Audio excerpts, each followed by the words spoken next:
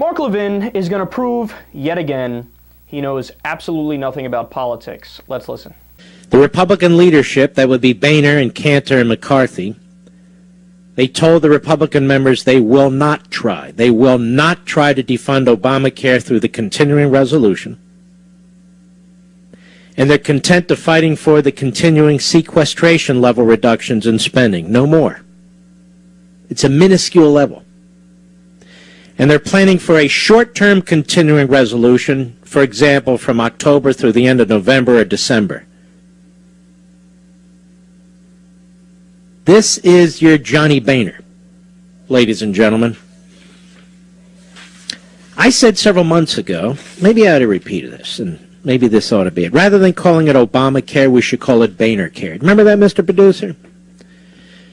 So I think I'm going to call it Boehnercare, if I can remember from time to time, certainly more often. Because Boehner won't even fight. So you hear him, crystal clear.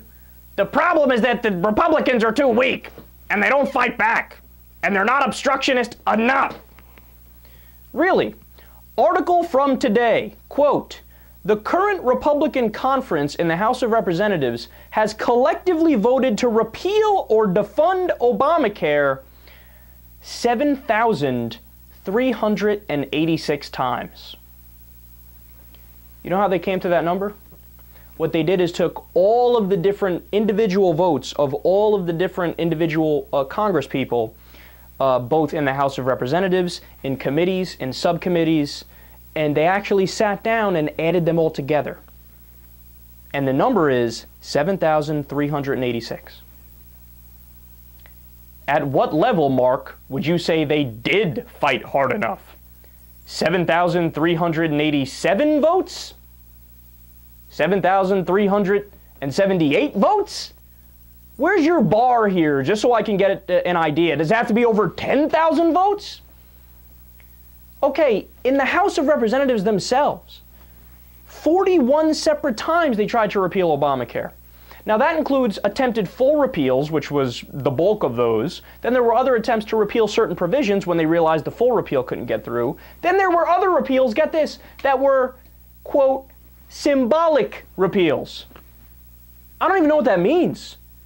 Neither do the Congress people that presented it, but they did it anyway. Why? Because they were trying to take a stand in as many different ways as they possibly could and say, we do not agree with this, we are going to obstruct, we are going to try to force these things through. Now understand, so okay, now you know all those facts. You know what else is a fact?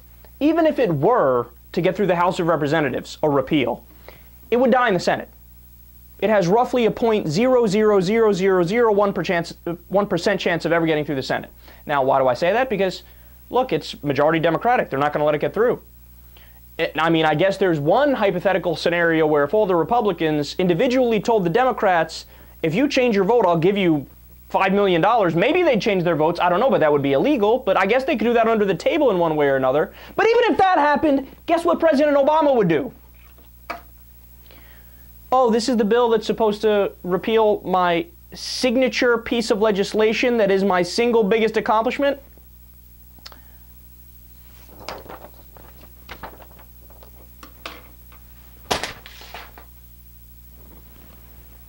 Not interested.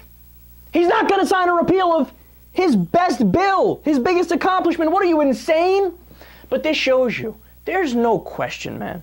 Either Mark Levin knows these things that I'm telling you, and he's lying to you, or he's just a tremendous idiot. Now, I don't know which one it is, but if that is true, that he doesn't realize these things, that's so pathetic.